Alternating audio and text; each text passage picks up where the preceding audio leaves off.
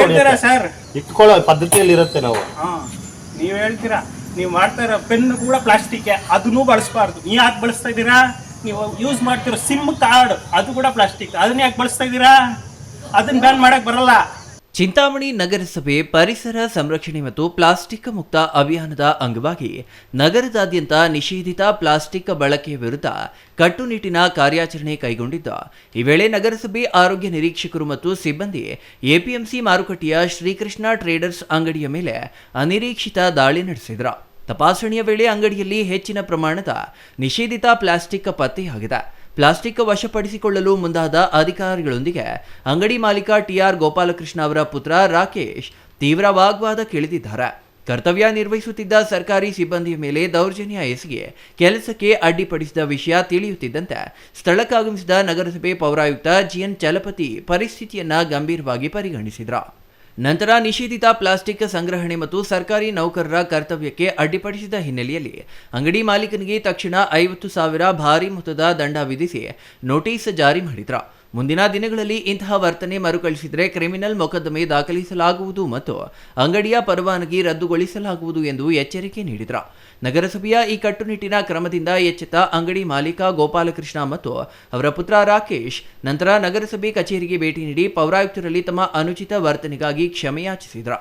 ಅಲ್ಲದೆ ವಿಧಿಸಲಾಗಿದ್ದ 50,000 ದಂಡದ ಮೊತ್ತವನ್ನು ಸರ್ಕಾರಕ್ಕೆ ಪಾವತಿಸಿದ್ದಾರೆ. ಪೌರಾಯುಕ್ತ ಜಿಎನ್ ಚಲಪತಿ ಮಾತನಾಡಿ, ನಗರವನ್ನು ಪ್ಲಾಸ್ಟಿಕ್ ಮುಕ್ತಗೊಳಿಸುವುದು ಪ್ರತಿಯೊಬ್ಬ ನಾಗರಿಕನ ಮತ್ತು ವರ್ತಕನ ಜವಾಬ್ದಾರಿಯಾಗಿದೆ. ಅಧಿಕಾರಿಗಳು ಕಾನೂನು ಪಾಲನೆಗೆ ಬಂದಾಗ ಸಹಕರಿಸಬೇಕು. ನಿಯಮ ಉಲ್ಲಂಘಿಸುವವರ ವಿರುದ್ಧ ಇನ್ನು ಮುಂದೆಯೂ ಇಂತಹ ಕಠಿಣ ಕ್ರಮಗಳು ಮುಂದುವರಿಯಲಿವೆ ಎಂದು ಸ್ಪಷ್ಟಪಡಿಸಿದ್ದಾರೆ. ಈಗಾಗಲೇ ನೀವು ಗಮನಿಸಿರಬಹುದು, ನಗರದಲ್ಲಿ ಪ್ಲಾಸ್ಟಿಕ್ ಮುಕ್ತ ನಗರ ಅಂತ ನಾವು ಮಾಡಿ ಸುಮಾರು ದಿನ ಆಗಿದೆ. ಪ್ಲಾಸ್ಟಿಕ್ ಈಗಾಗಲೇ ಎಲ್ಲ ಸಹಕಾರ ಕೊಟ್ಟಿದ್ದಾರೆ, ವರ್ತಕರಿಂದ ಹಿಡಿದು ಎಲ್ಲರೂ ಸಹಕಾರ ಕೊಟ್ಟಿದ್ದಾರೆ. ಮ್ಯಾಕ್ಸಿಮಮ್ ನಿಂತಿದೆ ಅಂತ ಹೇಳಲ್ಲ, 95% ನಮ್ಮ ನಗರ ಪ್ಲಾಸ್ಟಿಕ್ ಮುಕ್ತ ನಗರ ಆಗಿದೆ. ಆದ್ರೆ ಬೆಳಗಿನ ಜಾವ ನಮ್ಮ ಸಿಬ್ಬಂದಿ STK ಬಾಬು ಮತ್ತು ನಮ್ಮ ಕಮ್ಯುನಿಟಿ ಮೊಬಿಲೈಸರ್ಸ್ ಅಚಾನಕ್ ಕ್ಲೀನ್ ಮಾಡಿಸೋ ಸಂದರ್ಭದಾಗ APMC ಒಳಗಡೆ ಕೃಷ್ಣ ಟ್ರೇಡರ್ಸ್ ಅಂತ ಅವ್ರ ಮಗ ಮತ್ತು ಅವರಿಬ್ರು ನಮ್ಮ ಸಿಬ್ಬಂದಿಗೆ ಶಬ್ದಗಳ ನಿಂದನೆ ಮಾಡಿ ಧಮಕಿ ಹಾಕಿ ಏನ್ ಮಾಡ್ತೀರಾ ಮಾಡ್ಕೊಳ್ಳಿ, ನಿಮ್ ಕೈಲಿ ಏನಾಗ್ತದೆ ಅಂತ ನಾವು ಪ್ಲಾಸ್ಟಿಕ್ ಮಾರಾಟ ಮಾಡೋದು ಅಂತ ಹಾಕಿದ್ರು. ಸೊ ಅವರಿಗೆ ನಾವು ಸಿಂಗಲ್ ಪ್ಲಾಸ್ಟಿಕ್ ಅನ್ನು ಯೂಸ್ ಮಾಡೋದು ತಪ್ಪು ಅಂತ ಅವ್ರಿಗೆ ಅರಿವು ಮೂಡಿಸಿದ್ದೇವೆ. ಯಾಕಂದ್ರೆ ಅವ್ರ ಮಗ ಸಹ ವಿದ್ಯಾವಂತನಾಗಿದ್ದಾನೆ, MBA ಹೋಲ್ಡರ್ ಆಗಿರೋದ್ರಿಂದ ಅವ್ರಿಗೆ ಸಹ ಅವ್ರಿಗೆ ಅರಿವು ಕೊಟ್ಟಿದ್ದೀವಿ. ಕೊಟ್ಟರು ಸಹ ಅವರು ಪದೇ ಪದೇ ಪ್ಲಾಸ್ಟಿಕ್ ಬಳಸ್ತಾ ಇರೋದ್ರಿಂದ ಅವರಿಗೆ ಮಾನ್ಯ ಜಿಲ್ಲಾಧಿಕಾರಿಗಳ ಆದೇಶದಂತೆ 50,000 ರೂಪಾಯಿ ದಂಡ ಹಾಕಿದ್ದೀನಿ. ಈಗ ಬೆಳಗಿನ ಜಾವ ನೀವು ನೋಡ್ಬೋದು, 50,000 ರೂಪಾಯಿ ದಂಡ ಹಾಕಿದೀವಿ, FIR ಮಾಡಿಸ್ತೀವಿ ಅಂತ ಹೇಳಿದೀವಿ. ಹಂಗಾಗಿ ಅವರಿಗೆ ಮತ್ತೊಮ್ಮೆ ಅವ್ರಿಗೆ ಅವಕಾಶ ಕೊಡ್ತಾ ಇದ್ದೀನಿ, ದಂಡವನ್ನು ಅವ್ರು ಪಾವತಿ ಮಾಡ್ತಾ ಇದ್ದಾರೆ.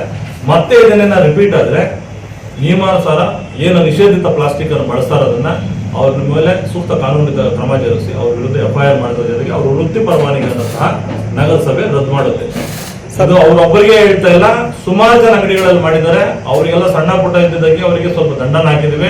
ಕೆಲವರು ಆರೋಪಗಳಿರ್ಬೋದು, ಒಬ್ರಿಗೆ ಹಾಕಿ ಒಬ್ರಿಗೆ ಬಿಡ್ತಾ ಇದಾರೆ ಅಂತ ಯಾವುದೇ ಮಾತು ಬಿಡೋದಿಲ್ಲ. ಫಸ್ಟ್ ಮಾನವೀಯತೆ ದೃಷ್ಟಿಯಿಂದ ಹೇಳಿ, 2ನೇ ಸರಿ ತೆರಿಗೆ ದಂಡ ಆಗ್ತದೆ, 3ನೇ ಸರಿ ಮುಲಾಜಿದಂಗೆ ಟ್ರೇಡ್ ಅನ್ನ ಕ್ಯಾನ್ಸಲ್ ಮಾಡ್ತೀವಿ. ಮತ್ತೆ ನಗರದಲ್ಲಿ ಪ್ಲಾಸ್ಟಿಕ್ ಅಲ್ಲಲ್ಲಿ ಕಂಡು ಬರ್ತಾ ಇದೆ. ದಯವಿಟ್ಟು ನೀವು ಕೈ ಮುಗಿದು ಕೇಳ್ತೀನಿ, ಪ್ಲಾಸ್ಟಿಕ್ ಅನ್ನ ಬಳಸಬೇಡಿ. ಈಗಾಗಲೇ ನಗರವನ್ನು ಸ್ವಚ್ಛ ಮಾಡಕ್ ಹೊರಟಿದ್ದೀವಿ, ನಾವು ಎಲ್ಲ ಹಾಳಾಗ್ತಾ ಇದೆ.